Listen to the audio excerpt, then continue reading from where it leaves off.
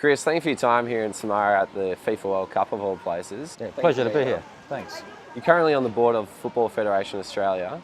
How long have you been involved for and what does it involve? Yeah, so long story short, I actually was on the board of Melbourne Victory as company secretary for about 4 years, and in October of 2014 the FFA board was looking to appoint fresh directors, so after an interview process, myself and a fellow director, Simon Hepworth, joined the board in October of 2015. When sporting boards such as the FFA are being assembled, what range of expertise do you look for or require to ensure good governance? Yeah, so if you look at, say, the Australian Sports Commission, that's got a nice sort of spreadsheet of a skills matrix, and you don't want directors that have got the same skills, obviously. You want a nice mix. So my background is a lawyer, so that's sort of one of the criteria, but I've also been involved with the sport. But you need marketing people, you need financial people, you need people familiar with the game and the sport and the development. So when you look at the matrix of skill sets, you want to be able to tick a few boxes, and ultimately I think it's about really commitment to the sport and a passion to want to help the sport go to the next level. You've been involved in football as a player and as a referee. How does an empathetic view help your contribution to the FFA? Yeah, so I've been in charge of the referees. I didn't referee myself. I played at the lower levels in Melbourne. I think the saying is that the older I get, the better I was. I previously was on the board of Football Federation Victoria, as it now was, and as a consequence of that, you get to meet different people. And I started off at Clubland, actually, the team that I played for. I was president and secretary 1 year, and you get to know the different facets and a lot of good people in the sport, different views on things. So I think the more people you speak to, the better and the deeper your understanding of the issues. And my approach has always been is to listen to people and then try to distill from that what is in the best interest of the sport to help the sport grow. So the referees, coaches, players all got different perspectives, but all important perspectives. So what does life on the FFA board actually look like? How many times a year are you meeting? Where are you meeting? What kind of things are you discussing? So lots at the moment, for obvious reasons, whether it's Congress, A-League, expansion, Women's World Cup bid. So typically we will meet 6 or 7 times a year as a full-on board meeting, but subject to workloads and other requirements, it's not unusual to have to convene telephone board meetings on short notice to deal with issues. Each director then has a sort of a portfolio or two, so at the moment I'm looking after referees and the Women's Committee, as well as Congress and helping out on the expansion. Yep. So do you have like a central FFA boardroom meeting? Typically it's in Sydney at FFA headquarters. Occasionally we try to do it somewhere else. When there's been, say, a World Cup game, and we're all in the one place, then it makes sense to do that. And I think one of the good things we did in Adelaide not so long ago was to actually meet the member federation presidents who happened to be there as well. That's a good chance. Having everyone around the country, it's not so easy to get together, but when we can do that, I think that's also useful.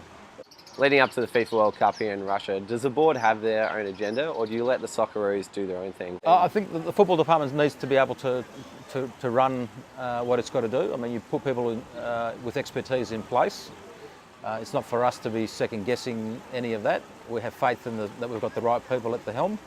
And really it's about providing the support, the logistical support, families and friends, making sure that we give the Socceroos and the Matildas, when they're in competition, the best opportunity to actually progress as far as they can, ideally winning tournaments. You represent all of Australian football, but the Socceroos is obviously the pinnacle of that. How important is a connection with the players? I think from an Australian sporting environment, not just football, but I think Australians have a love affair with their national teams, and for many Australians they identify football with the Socceroos and the Matildas. And I think it's important to have heroes at that level, and the next generation of boys and girls coming through, they want to aspire to be like someone. So whether it's a Sam Kerr or a Tim Cahill or whoever, that is a really important connection, more than just say what you can achieve at Clubland. Yeah. And what about at the board level? How much connection do you guys have with the players? I subscribe to the theory that leave the players alone. It's not a groupie mentality, but you do want the players to know they've got the support of their federation. So they know we're there, they know they've got proper lines of communication if they need things, and the usual things that we always send them best wishes before a game and give them every opportunity to be successful. Looking at the international body in FIFA, what kind of interactions do you have with them year to year or leading up to a World Cup? Well, at the moment we've got more regular contact, obviously, as we're trying to deal with the Congress issue that's been playing out in Australia in the last 12, 24 months. So that separate to that, there are sort of biannual meetings where the President and our Vice President and CEO will attend. So as with the World Cup here in Russia, there was a meeting last week before the tournament kicked off, which was to cast a vote for the 2026 World Cup, so which was ultimately awarded to the three countries of Canada, USA and Mexico. So there are those specific type things. Then it just depends on what the issues are. The other organisation that we obviously have important interactions with are the Asian Football Confederation, the AFC. And there's a Asian Cup in the UAE next January, so that's on the horizon, and Graham Arnold will be in charge of the Socceroos for that tournament.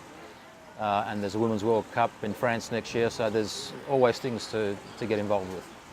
Looking at women's football now, Australia obviously has a bid for the 2023 Women's World Cup. Recently we saw LA put a successful bid for the 2028 Olympic Games, and that was based off the fact that they're going to be reusing stadiums to reduce the negative economic impact on their country that we've seen in Athens and Beijing and other places.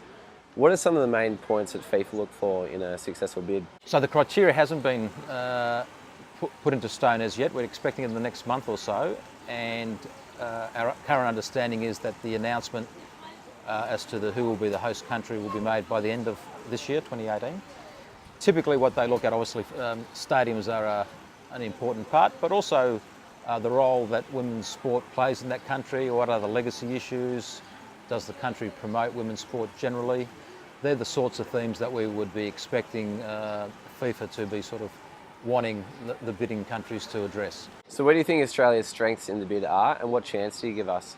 Look, I think we tick a lot of boxes. I think we've got a pretty compelling bid, from venues to a strong female team over a long period. People forget the Matildas have been around for a long time, much before female sport became fashionable in the Australian landscape. The W League's been around a long time. It's probably one of the oldest women's competitions going around. A genuine commitment to gender and female sport, and I would like to see us, have some legacy plans as well. If we're successful, that there will be plans to build our sport into the women's community for decades to come. And finally, you do have a professional career outside of the FFA.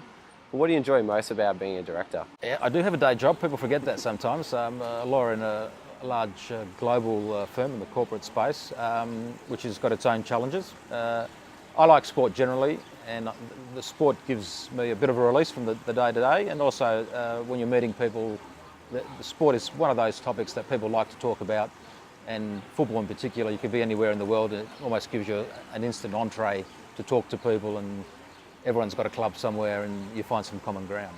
And your prediction today against Denmark? I hope that I like the Danes.